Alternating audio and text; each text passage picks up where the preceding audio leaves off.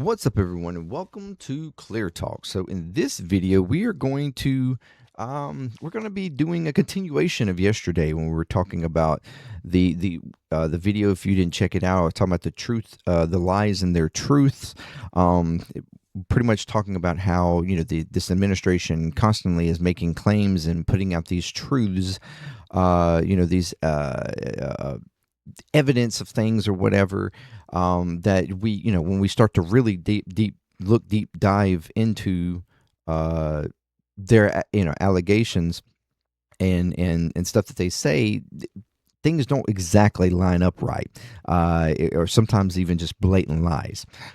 So what we are going to be doing here in this video is I'm adding in the media on this one, and the media completely just going along with what the administration is saying, without apparently any actual journalism, like the Fox News's. We're going to specifically look at Fox News, a segment that they did a few days ago, and then I'm going to go through what was discussed on that, and we're gonna look at what is actually the truth here. All right, so thank you very much for joining me here. If you are new to Clear Talk, welcome. If you'd like to check out more videos from the channel, please do so. Consider subscribing, like, share, comment, all that good stuff to get more videos in front of more people. If you'd like to check out videos from my other channels, JMDPLAY, puzzling there. If you like what you see there, consider subscribing to those channels as well. That'd be amazing. Help out those channels. Patreon there, $3 a month to help support any of the channels you would like. To help grow those channels, to help grow Patreon, to help grow JMD Nation, and contribute how you would like. Any contribution and support you give is very much appreciated, and I thank you very, very much. And if you're returning, you are freaking amazing. Thank you very much, and keep coming back, because you are what makes JMD Nation. So, all right, we're going to swap over here. Okay, as you see, I've got a shit ton of tabs here for us to go through, because I'm bringing some receipts here on some of this, and we're going to discuss this. All right. So we have right now, what I pulled up here is a Fox News segment where they are talking about a list that that ICE and DHS has released of these horrible criminal rapists and murderers and all the stuff that ICE has picked up on the streets of Minnesota. Okay. Even to some degree arguing that these were criminals and stuff that was released by the leadership of Minnesota on the streets, and ICE had to go pick them up or whatever. It is, and this is all to kind of cause and defame protesters and stuff for protesting against ICE actions of ICE. Trying to say the protesters and these domestic terrorists are protecting these criminals and stuff by doing their protests, and that ICE is just trying to get the criminals off the streets and trying to save these people. Okay. So let's check out this segment here, and then I'm going to break down what this list and show you what's actually behind it. So here we go. Let's take a listen. Today, responding to lawsuits brought by Minnesota and Illinois aimed at curbing his immigration crackdown, the president warning Minnesota Democrats a, quote, day of reckoning and retribution could be coming, and accusing them of weaponizing an ICE-involved shooting to distract from a state fraud scandal. Let's bring in Tricia McLaughlin. She is the Homeland Security Assistant Secretary for Public Affairs. I want to get to the protests in Minnesota, but first of all, just for folks at home, you put out a rogues gallery of people who you've arrested. These are illegal criminal aliens. I've just highlighted three here because the list is very long. You got Hernan Cortez Valencia. He was arrested on charges of sexual assault against a child, sexual assault, carnal abuse, and DUI. Next is Sridhar Paivan, whose sodomy of a boy, sodomy of a girl, aggravated sexual offense, larceny 9 counts, fraud 4 counts, vehicle theft and drug possession. And then there's Gilberto Sowera Landaverde, 3 counts of homicide against him, which raises the question. We talked to Michael LaRosa, Democratic consultant, about this yesterday. Who is Minnesota and the people of Minnesota and the left-leaning people who are complaining about ICE trying to protect in all of this? Yeah, it shocks the conscience, John, and that's what we really need to be telling the American people. The American people deserve to know who ICE and CBP are removing from the streets of Minnesota.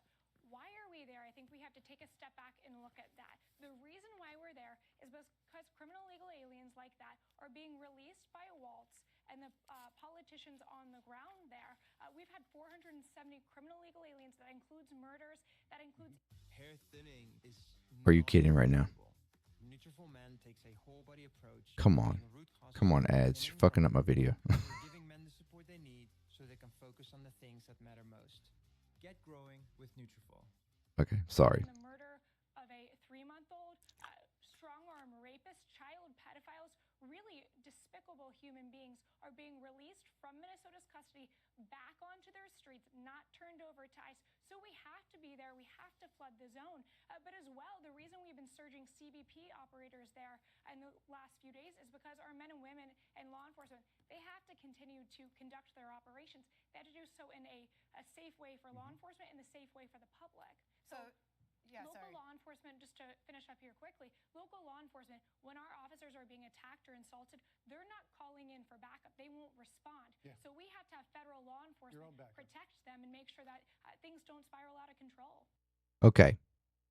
So as you heard there, he named off 3 individuals from this list, giving the details of their arrests. Goes on to question, what is the Minnesota protesters, these people that are protesting, what are they defending? You know, these criminals that you are picking up off the streets. And she goes on to claim, yes, these people are being released out onto the streets of Minnesota, and we are having to pick them up. They're not being turned over to ICE.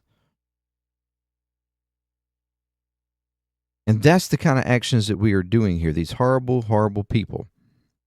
That's what her claims are on TV. Okay? And we have the first one here. President Trump today. And you see the list out, the worst of the worst arrested. These allegations of what he was done, what he did. It says released Saturday. And I saw this, I'm like, what are you talking about, released Saturday? And then goes on, the next one. Released Saturday. Then goes on. The next one.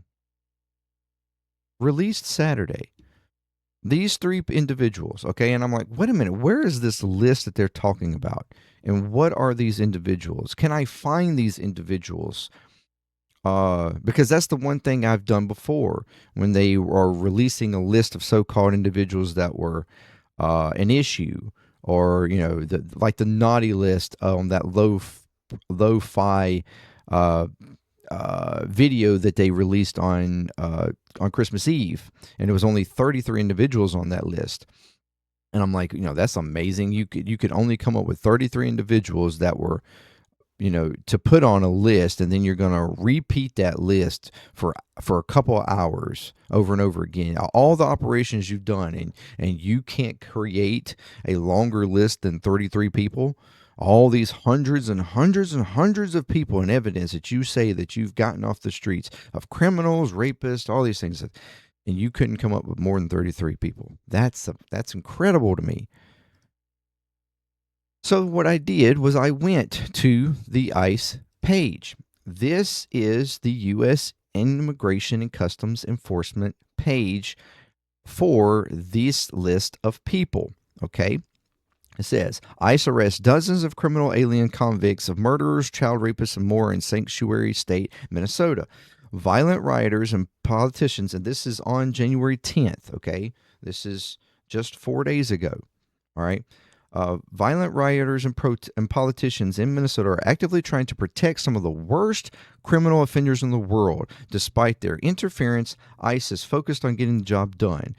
While ICE fights to remove the worst of the worst criminal illegal aliens in Minnesota, including child rapists, murderers, and more, violent rioters and agitators are actively trying to protect these vicious criminals by interfering and obstructing ICE operations.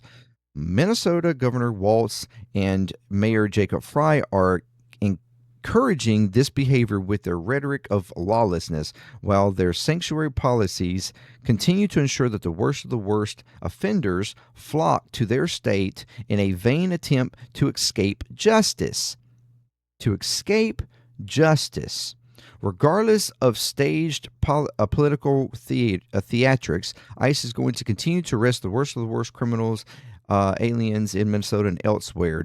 ICE Director Todd M. Lyons. Some of these criminal aliens have had final orders for removal for 30 years, but they've been free to terrorize Minnesotans. They've been free to terrorize Minnesotans.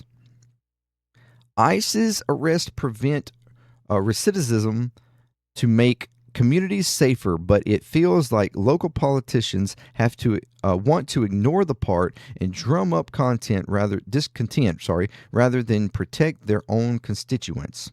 And then it says, below are the worst of the worst criminal illegal aliens that our brave ICE officers arrested.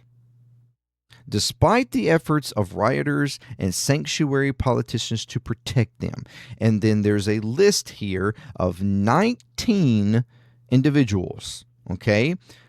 The three that they listed in that video there on Fox News, one of them is this Hernandez Cortez Valencia. This is the first guy. The other one was this Srudorn, whatever, Violon, I don't know even how to fucking pronounce his name. The first two here on the list, and then they skipped all the way down here to this guy, Landaverde, okay, skipping over all the rest of these guys here.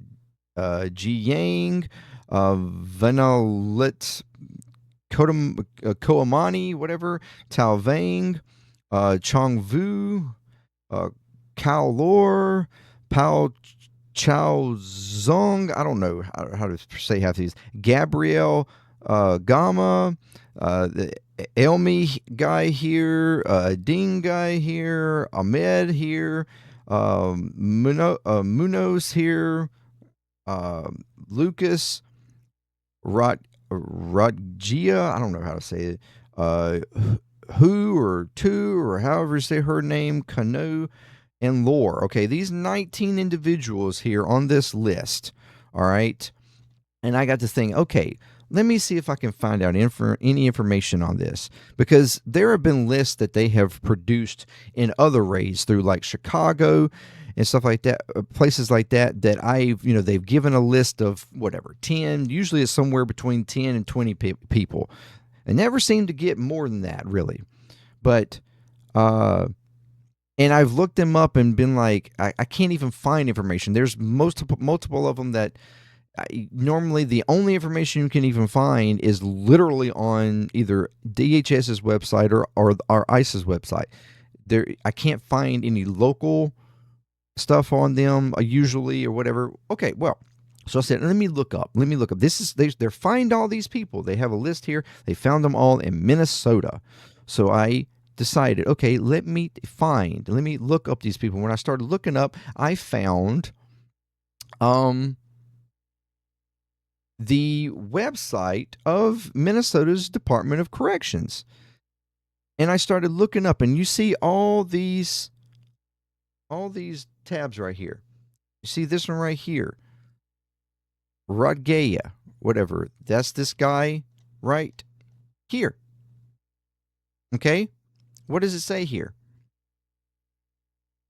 This is Department of Corrections. His birth date, 84.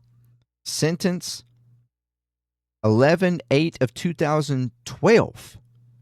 Under supervision as of 8/11/2025, currently with Albert Lee District.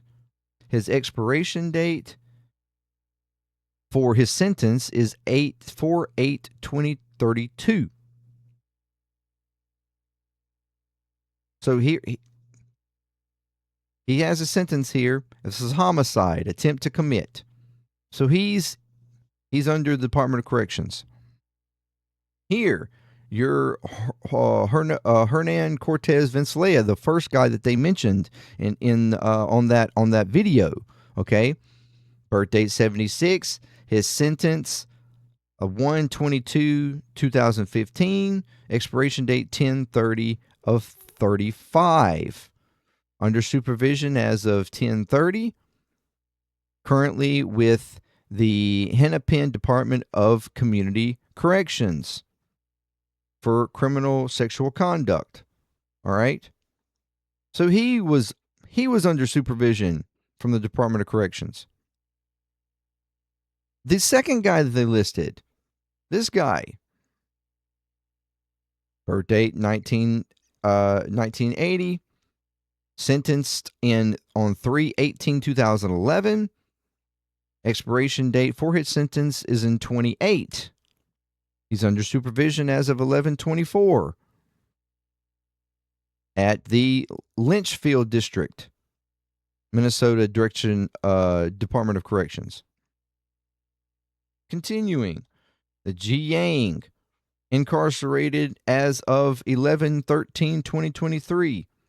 His sentence date was 11/33. Currently at 4 built. Anticipation release date is 2031, although his expiration date is 2041. Sexual conduct.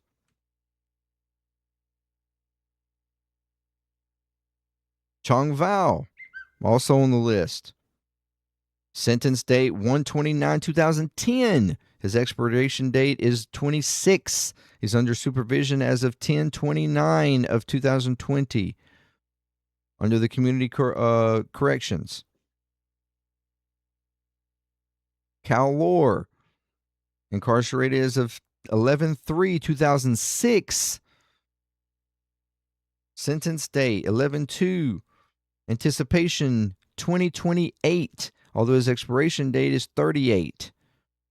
Homicide. And it goes on. Here's Zhang. Sentence 9/14/2017. Expiration date 35. Under supervision as of 11/17 in Ramsey County. Almi. Sentenced in 2022. His expiration date 27. Under supervision as of 5/1/25. Ahmed. Same thing. 2008 sentence. Expiration date 26. Under supervision as of 4/19/21 from the Department of Community Corrections as DWI.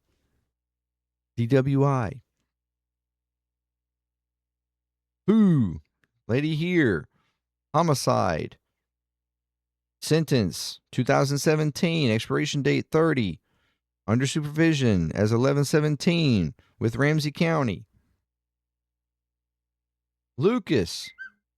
Sentence date 24. Expiration date 27. Under supervision as of 25 from Lynchfield District. Criminal vehicular operation. Death. Munez. Sentence 2005. Expiration date 36. Under supervision as of 10/20/25 in Anoka County. Homicide. And Ding. Under supervision as of 10/10/22. Sentenced in 2012. Expiration date 2028. Homicide. Attempt to commit. Homicide. In Albert Lee District. Okay? This is 13 of the 19 so-called people that they picked up off the streets in Minnesota were under supervision of the Department of Corrections in Minnesota. And you're wondering, okay, well, what about the other 5? or 6. And what about the third guy that they did on the video? Well, I was able to find a couple of sites here, Recently Booked and MinnesotaArrest.org, that do state this Landaverde, okay, as being arrested. And this was back in May of last year, May 21, 2025. And his charges were driver's license, driving without a valid license, and traffic regulations of uninsured vehicle. That's what he was arrested for. That's what it's listed here on both of these sites. Driving without a license, uninsured vehicle. Now, that doesn't mean that he's not undocumented or anything like that. It's not what I'm stating on any of these. And this is all I could find on this guy. Nothing about the so-called homicides. I haven't seen anything about that. All right. But one guy in particular here, this guy, Gabriel Gama, it took a lot of digging for me to find him. And I finally found that, oh, wait a minute.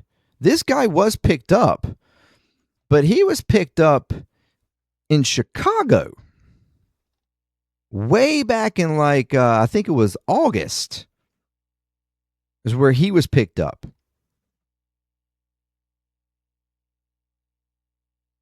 In Chicago. So he isn't even a part of Minnesota whatsoever at all. Okay. The others in question are this Tu Vang. I have not been able to find much of anything on him. Although we will get to that in a second.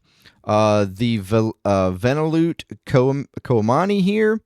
And these two right here, I specifically will talk to because I did find them on DHS's website and some information about them in a second. The others here are this lady.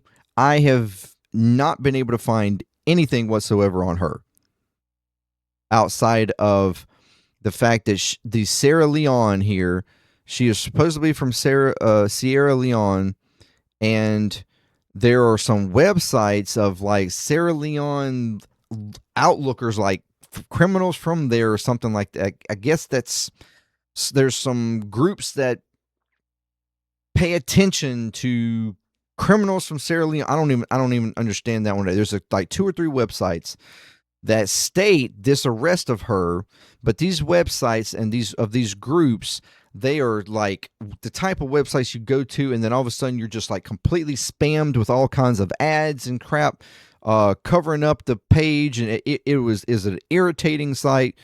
That I couldn't even get through the ads. They kept popping up before I could even read the information that they supposedly had on this person. But these were not official type sites. They were not legal sites or anything like that. I couldn't find anything on her at all. And I also, if I'm not mistaken, I don't think I found anything on this Taylor either. So these individuals I'm not completely sure about. All right. But we'll get back to these two here. On this ICE, on the Department of Homeland Security back in December 12, when they first started their operations in Minnesota, you had a list released by Homeland Security, which those two individuals here were actually listed on, okay, along with some others. It's kind of funny that the rest of this list didn't wind up on ICE's list here that they wanted to release, but yet, so it's weird that they're not collaborating all this together, because it would really make it look better for them if they did, right? I don't know. But you have this band singing here. I could not find any information on him whatsoever. Anywhere. Then we have the Venelut Koamani, a 59-year-old criminal illegal alien from Laos, committing 2 counts of rape in Columbus, Ohio. He was sentenced to 7 years in prison. Well, that's interesting. So he was sentenced in Columbus, Ohio. I found, let me trying to find, let's see here. Which one of these is this? That's Poor Lau. Poor Lau. Oh, that's the other guy. Here we go. Nope, that's the other guy. I thought I had the page up, but I guess I did. The only thing I could find was there was a site that I must have somehow removed it. I don't know why. But it was that he was charged. I did find charges in Ohio where he was charged for, I don't know exactly what the charges were, but he was supposedly sentenced to 7 years in prison. Now, I did not understand or figure out when that charge was, whether or not this was a recent charge in Ohio, or from my understanding, what it looks to me is if this was an old charge from years ago, and maybe he already served 7 years in Ohio, okay? And then now he's been found in Minnesota. That's the best argument that I can really make for Homeland Security. But this goes again. One thing I question is, okay, why, if this guy was such a threat or an illegal alien that needed to be removed, he had a removal order from 2009. Ohio had him for 7 years. How did he get from Ohio to Minnesota? This sounds like a default of Ohio and a bigger case for a problem that's going on in Ohio than it does Minnesota. And I'll give you a reason for that also. Here, this guy right here, Libin Ali Osman, was a supposedly Somalia, illegal alien from Somalia, and he was convicted of robbery. Look at that, in Columbus, Ohio, and sentenced to 3 years in prison. His final order was supposed to be removal of May 17. So we have 2 individuals on this list are from Columbus, Ohio, and had sentences in Columbus, Ohio. I find that awful weird, a little strange. And somehow they both wind up in Minnesota, and they're found there and arrested there now. Okay, kind of like one is one thing, but you have 2 on this list from Columbus, Ohio. So this sounds like a systematic issue for Columbus, Ohio, in my opinion. And maybe that needs to be investigated. You know, why these individuals somehow were no longer in Ohio, why they didn't get deported from Ohio when they were convicted.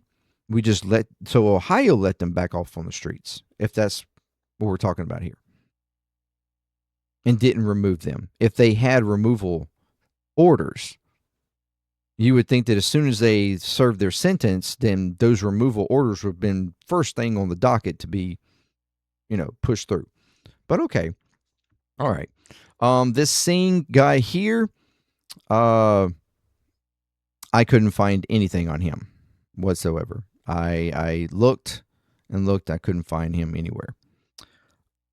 Tao Vang, the best I could find. Actually, I don't think I found anything on him either.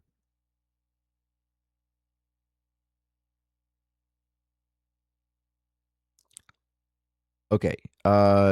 This guy, Poor Mao, all right, says 50-year-old criminal who was convicted of first-degree bodily harm and sentencing to 14 years and 7 months, third-degree sexual content and sentencing to 18 months, sexual intercourse with a child in California and sentenced to 210 days, and false imprisonment in California and sentenced to a year and 4 months. And his had a removal order since 2000. Now, I found this interesting. They say that they claim in here that they got him in Minnesota. Now, what I did find was that he does have a criminal history in Minnesota and in California. But his criminal history from Minnesota is way back in like 2010 or 2014, somewhere in there, early 2010s, where what he was convicted for was it basically domestic abuse or assault, where his girlfriend or wife at the time, apparently he bit her face in some sort of whatever the case. He bit her face. That's what I saw in the papers. And he served time for that. I found nothing about sexual intercourse with a child or sexual conduct issue, which is stated from California. What I did find from California was that apparently, and this was recent in 2022, so apparently he goes from Minnesota to California in 2022, and it's kind of a similar situation with a wife or spouse or girlfriend or something like that in California, where he is charged with imprisoning, false imprisonment. So he's basically kidnapped, holding her, keeping her from leaving a residence or something. And there is apparently some domestic abuse there in that situation. He was charged and sentenced with false imprisonment, not allowing her to go, whatever. That's the only thing I could find, and that was in these right here. As you see, this is a local crimes thing. It has his name, Poor Mao. This is Fresno, California. He's 50 years old. Kidnapping, robbery. Oh, they state robbery on this. That wasn't stated by Department of Homeland Security. False imprisonment by violence, inflict corporal injury to spouse or cohabitant, violation parole, felony for violating his parole, threats of violence, assault with any means of force likely to produce bodily harm. So that's what his details of arrest were in Fresno. Okay, this is his stuff from Minnesota, which is this is an appeals thing, I think, if I'm not mistaken, from 2013 in Minnesota, where he attempted to appeal, I think, the court decision, and it was basically denied. And he wound up, I guess, serving out his full sentence in that case. But that's what I found on that guy. So, hey, now, to what extent, though, that he was found back in Minnesota, that one is questionable. So I don't know if the idea here is that he went from California back to Minnesota, which is kind of odd, but okay, I guess so. Maybe.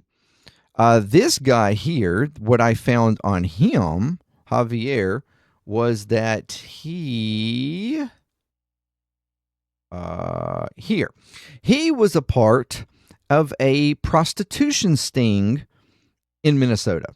And this happened back in 2017. Okay? 2017. This was a prostitution sting that was actually included in the main person in this sting that really caught, I guess, the most media attention was a police chief. Okay, a police chief by the name of Michael Zug, Robert Zaug or Zug, or whatever. He's 45 of Walnut Grove in Minnesota. A 41-year-old Scott Berglund, and the 40-year-old at that time, Javier Turabardis or whatever, of Renville. So these three individuals was a part and arrested in a prostitution sting case back in 2017, okay, in Minnesota. So the only thing that I can't find on him is like how long of his sentence was, and any details after that sentencing. I really haven't been able to find anything on that, but he was him specifically was charged with one count of engaged in hiring or agreeing to hire a minor to engage in prostitution, and one count of solicitation of children to engage in sexual content. He allegedly solicited sex with a girl he believed to be 15 years old. The others were around 17-year-old, also the same sentences. Basically, they all three were sentenced with the same stuff. But the police chief was the one that I think for that time kind of took the cake as far as getting the most publicity on that case. You know, the people that he was, because he was a police chief. And he was a white guy at that. So this was pretty big for the state of Minnesota in its time. So this actually does seem to tie up. I have to give him credit there. Now, to what point he was, see, for him, it just says a criminal alien, doesn't say illegal alien. So I find that interesting. So he may have been legally here, but he did commit crimes, which he served his sentence. And, you know, I don't know, maybe he was free at this point, you know, living his life. I don't have a clue. We have this Sum Vang here, 63-year-old, who was convicted of third-degree criminal sexual conduct and second-degree assault with a dangerous weapon. His total 8 years and 6 months of months for these crimes. Official removal in 2001. This is a case from back in 99. Okay, he was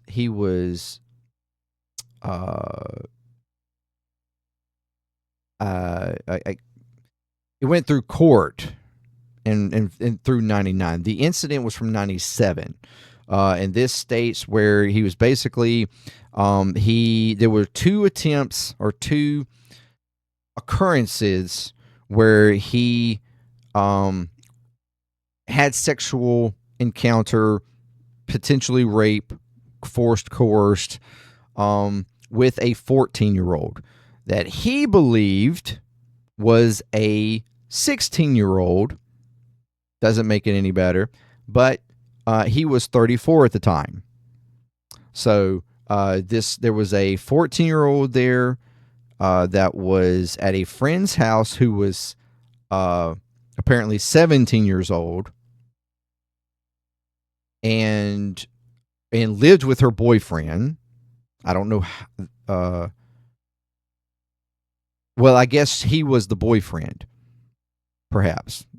Lived with her boyfriend, the 34-year-old appellant, because this is an appellant case that went through in 99. So I don't know exactly when he was charged. He may have been actually charged in 97, but this is an appellant case that I could find on the situation.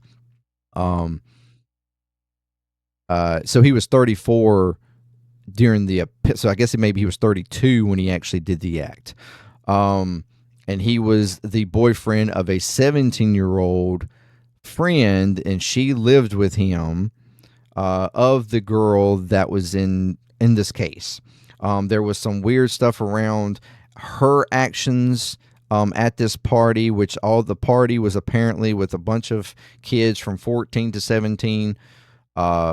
And she, you know, it was a lot around, you know, her intentions, her dressing, and things like that. There was a question of whether or not that, you know, either way, he actually admits in this case that he thought she was celebrating her 16th birthday.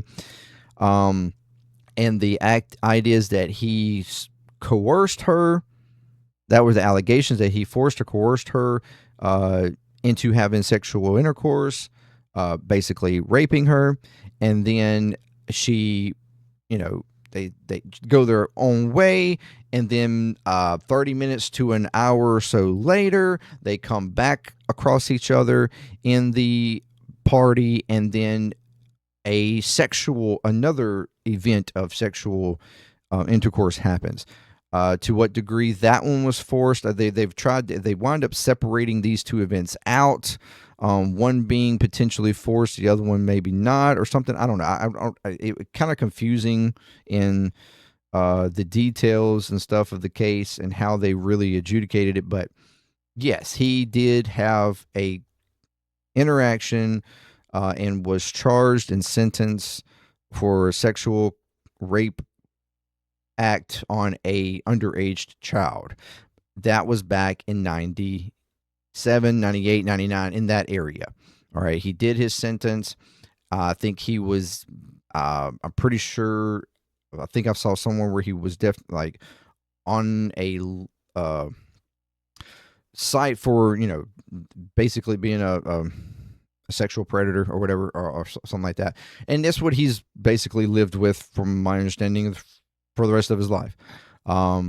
So yes, he did an act, and he served his sentence, and you can take that however you want. But he was apparently found in Minnesota, and they grabbed him up, said that he was a legal alien. So I don't know to what extent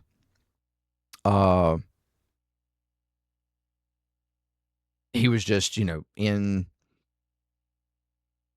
free or whatever, and why he was never removed, if there was an actual final removal from 2001. So I don't know. But yes, he was a criminal, person. He did have a criminal past years ago. Apparently hasn't done anything since, but there you go. And this guy here, Capuz or whatever, I did find a arrest, like, recently booked, for obstructing the legal process, assaulting a peace officer for demonstrating bodily harm, disarming a peace officer. So as if he was actually booked and arrested for, like, protesting. Where they are claiming, it says he's an illegal alien from Ecuador who was convicted robbery in Columbus, Ohio. Again, I couldn't find anything on that. And sentenced to 3 years in prison. He has been arrested for driving while intoxicated, assaulting a police officer, obstructing the legal process, and disarming a peace officer. So it sounds like to me, I don't know what they may have sort of got a little exaggerative with some of this, but it sounded like to me from the arrest here information that he was more likely protesting and was arrested. But this was back in August. So I don't know. Don't know exactly what was happening there. This may have been protesting against, which ICE wasn't doing stuff in that time. So this may be more something local with the actual police officer or something. I have no clue. But that's the only thing I could find on him. And this guy, I'm not sure I could find anything outside of what they actually had on him. So this list arguably is a better list than what ICE has recently released with this, because this looks like a bunch of people that, if they did pick them up, they actually picked them up from correction office facilities, or they were, maybe they're under, I don't know if they may have been under house arrest potentially or something for some of them. But they were definitely under the supervision of the Department of Corrections in Minnesota. They were not free on the streets.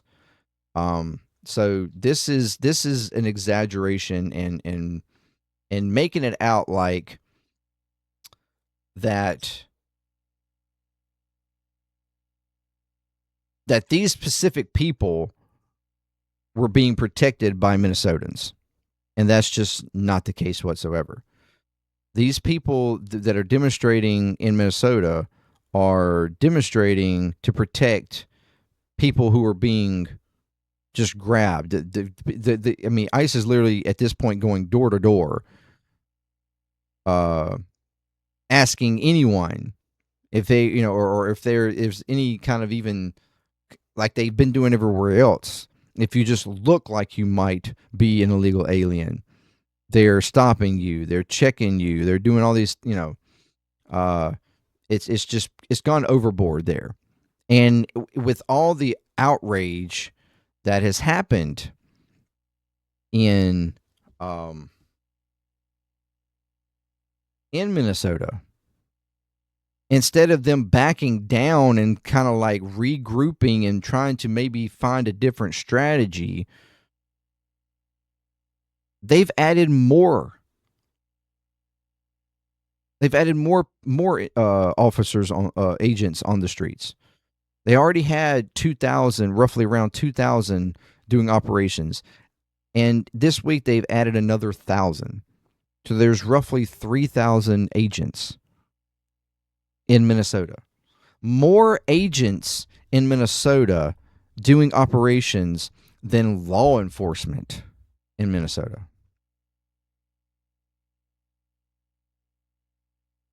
And that's just mind-boggling right now.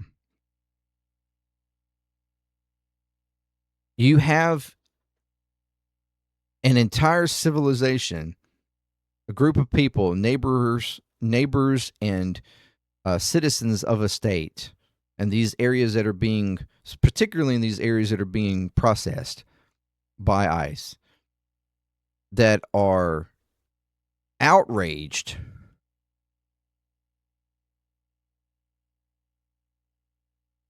and asking you to leave, asking you to stop your operations, to stop the conditions in which you are performing. And instead of, and it's I mean, nationalized now at this point. All media outlets, whether they're for it or against it or in the middle or whatever, like it is in everybody's view at this point.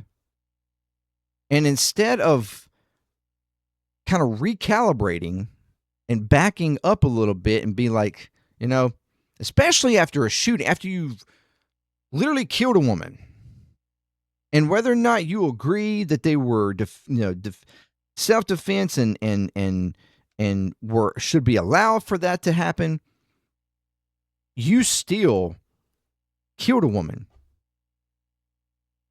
And there is a lot of question around that operation.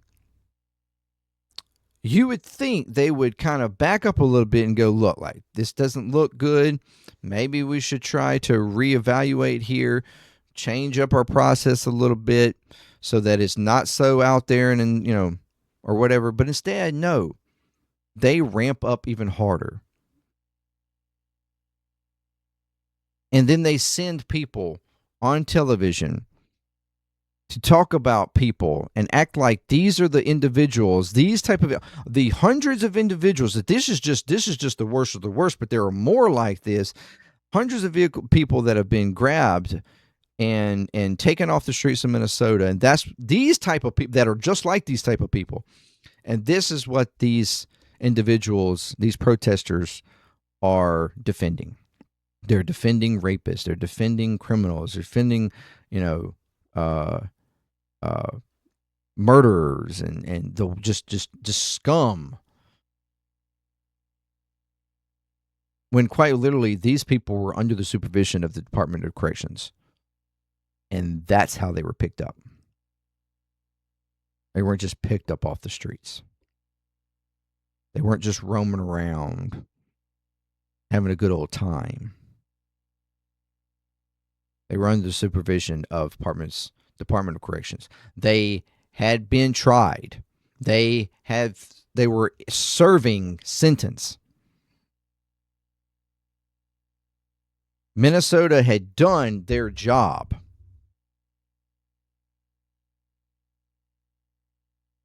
And now my question is,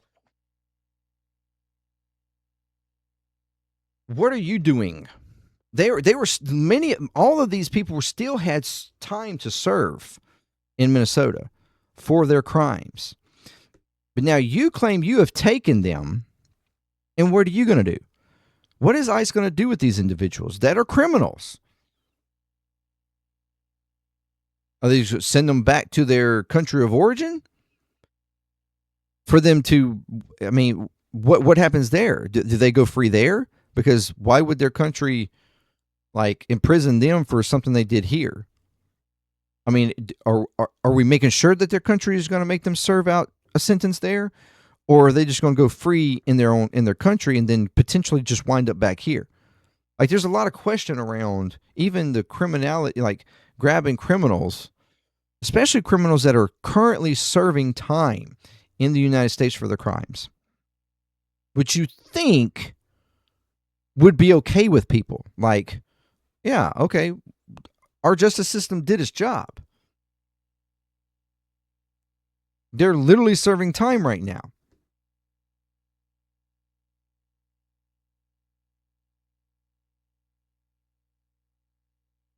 But now, due to these actions, we don't know what's going to happen with them.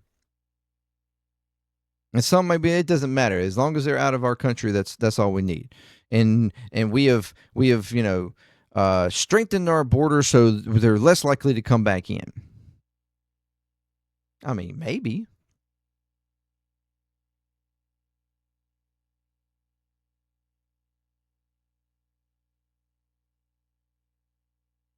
But the point still stands that the administration is lying. They're lying about these individuals. They're trying to make the protesters and stuff invalid. It's just a more of a narrative or more of their evidence to add to this narrative that the protesters are domestic terrorists, that they are protecting the worst of the worst criminals.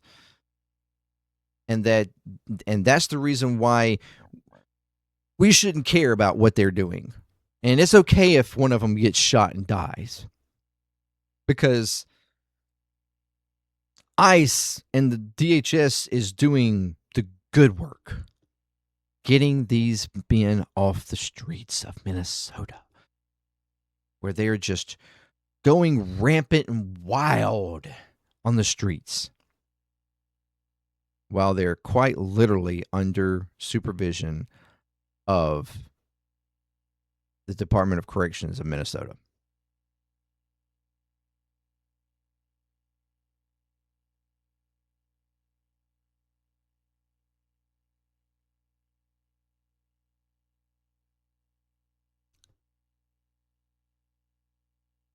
And then you're putting this on. Fox News is taking this information and accepting it without doing any type of actual investigative journalism to make sure that what this girl gets on and says is actually accurate. They don't care, though.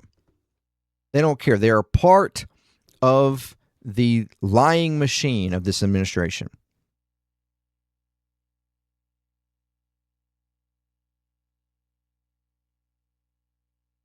Willing to deceive their viewers just to defend the actions of this administration and the actions of ICE, the actions of Homeland Security. Defend the actions of a woman being murdered.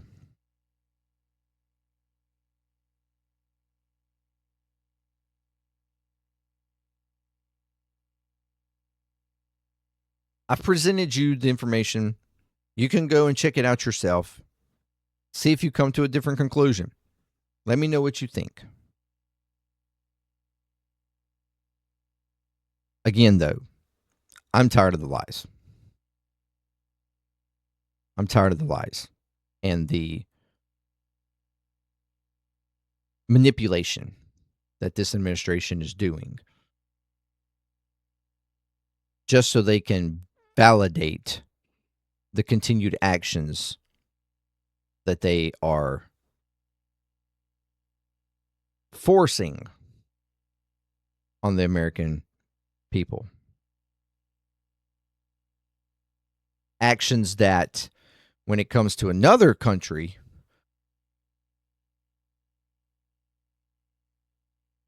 it's all backwards. It's flipped on its head. The protests and rioters are patriots.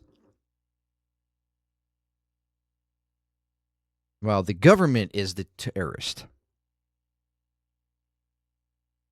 But it fits the narrative right. Just like on Jan 6, the rioters and protesters, they were patriots, and they all needed to be protected and pardoned. And the officers, they were the bad people.